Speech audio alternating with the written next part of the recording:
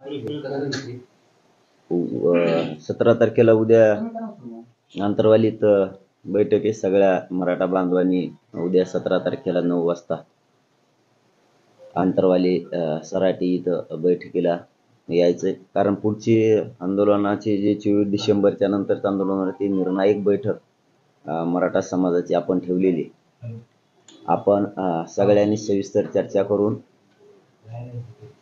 सखोल चर्चा करून पुढच्या आंदोलनाचं नियोजन करण्यासाठी आपण 17 तारखेला म्हणजे उद्या रविवारी सकाळी 9 वाजता आंतरवाली सराटी इथं आपली विराट सभा झाली होती. त्याच ठिकाणी बैठक ठेवली. सगळ्या बांधवांना तिथं यायचे. स्वयंसेवकांपासून साखळी उपोषण करते, आमरण उपोषण करते या सर्व बांधवांनी, डॉक्टर, वकील, शिक्षक, अभ्यासक, तज्ज्ञ सगळ्या बांधवांनी आणि कार्यक्रमाचे आयोजक आणि मराठा समाजाने सर्वांनी यावं.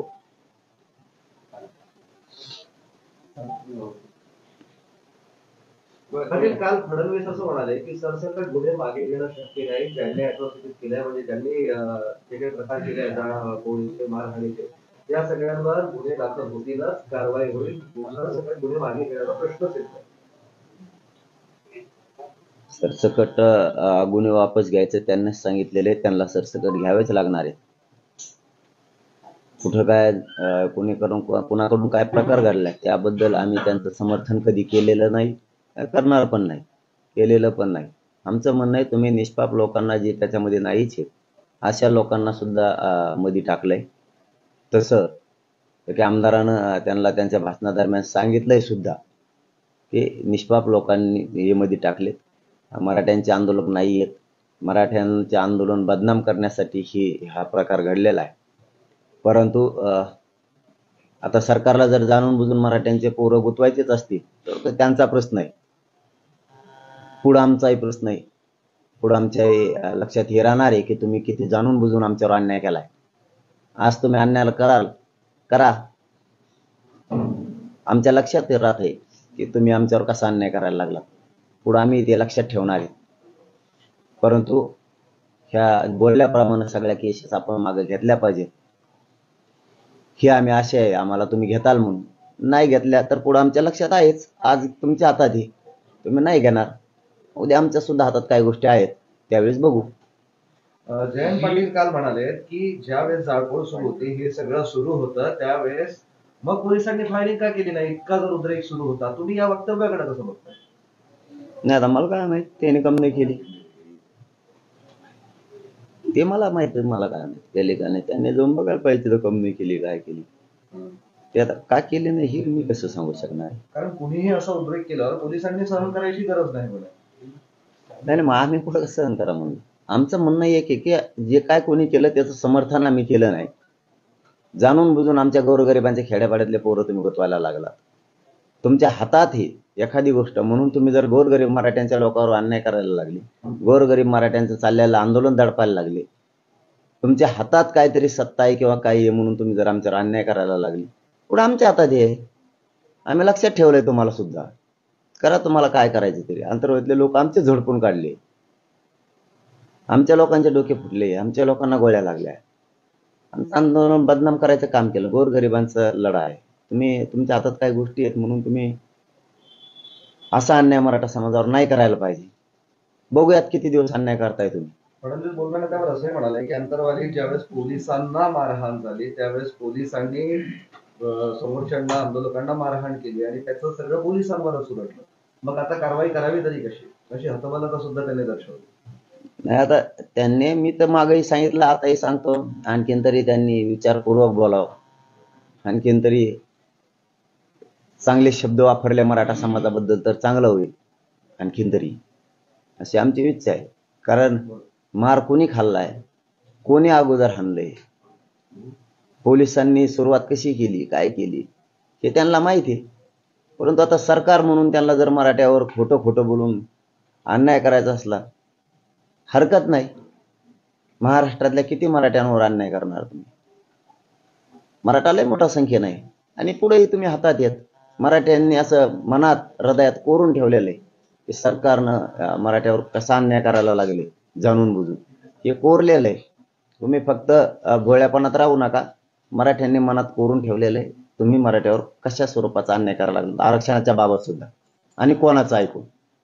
भुजबळ काल बोलताना भुजबळ काल आहे की बीड जाळपोळ प्रकरणी आता एसआयटी नेमली जाणार, एसआयटी मार्फत चौकशी करण्याची घोषणा गृहमंत्र्यांनी काल विधानसभेत केली. आम्हीच पहिल्यांदाच सांगितलं की आम्ही समर्थन केलेलं नाही, पण गोरगरीब मराठ्यावर तुम्ही जो अन्याय करताय असल्या हे नेमा ते नेमा किंवा उचला धरून टाका हाना फोडा, हे जे चाललंय तुमचं गोरगरिबांबद्दल, तुमच्याबद्दल प्रचंड नाराजी पसरलेली. गोरगरिबांना मारहाण करणं, मध्ये टाकणं, उचलून मध्ये फेकणं, निष्पापांना गुतवणं, याच्याबद्दल तुम्ही हातात हे म्हणून काही नेमताल हो, काही करताल. किती दिवस आज तुमच्या हातात आहे म्हणून तुम्ही गोरगरिबांना झोडून काढणार आहे, तुम्ही गोरगरिबांचा छळ करणार आहे. किती दिवस कराल? तुमच्या हायतावर ना. पुढं आमच्या लोकांच्या मनात त्यांना पक्का आता त्यांचं घर झालेलं आहे तुमच्याविषयी, की तुम्ही आमच्यावरती जाणून बुजून अन्याय केला. तुम्ही आणखीन तरी करू नका जास्तीचा, किमान तुम्ही त्यांच्या मनातून निघताल, तुमच्याविषयी पसरलेली नाराजी त्यांच्या मनातली निघल. आणखीन तरी विचारपूर्वक करा, कारण तुम्ही अन्याय केलाय याची जाणीव तुम्हाला होऊ दे. भुजबळ काल बोलताना असं म्हणाले की मी अनेकांना अंगावर घेतलं, जरांगे पाटील की झाडकी करते. तो घेतलेला आहे खूप जणांना अंगावरती. हेच मग देवेंद्र फडणवीस साहेबाला आणि अजितदादांना मी सांगितलेलं आहे की याला तुमचा वापर करून दोघांचा तुम्हाला सुद्धा संपू शकतो. इतका विश्वासघाती आहे. आणि तो मोठा मोठ्याला शिंगावर अंगावर घेतला असतं, भाऊ माल नको घेऊ, तू तुपला धोरणात खायन झोप, महागड नको येऊ तू तू.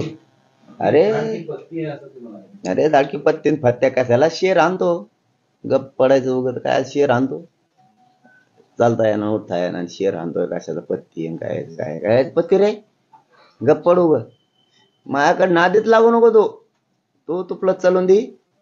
मामा चाललंय मराठ्याच्या मध्ये बोलू नको, तो चालून दे कवर बी.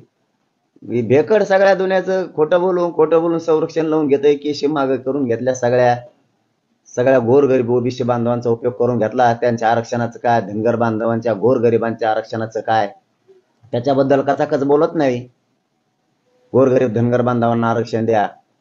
आमचा धनगर बांधवांच्या आरक्षणाला धक्का लागत नाही, तरी त्या गोरगरीब धनगर बांधवाला एकाचं दोन सांगून आमच्या विरोधात उभा करायचं काम करायला लागला. धनगर बांधव नाही ऐकणार तो.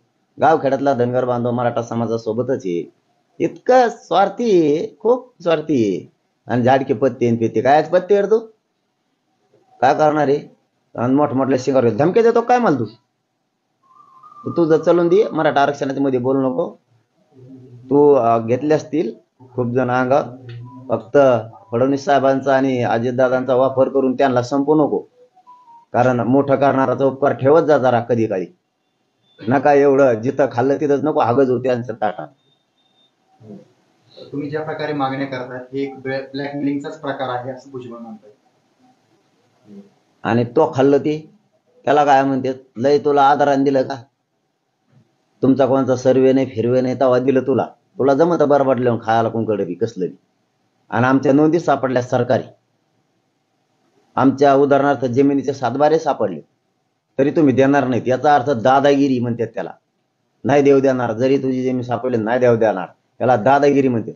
शासकीय नोंदी भारतात फक्त मराठ्यांच्या सापडल्या, एकाही जाती धर्माच्या नोंदी सापडलेल्या नाही.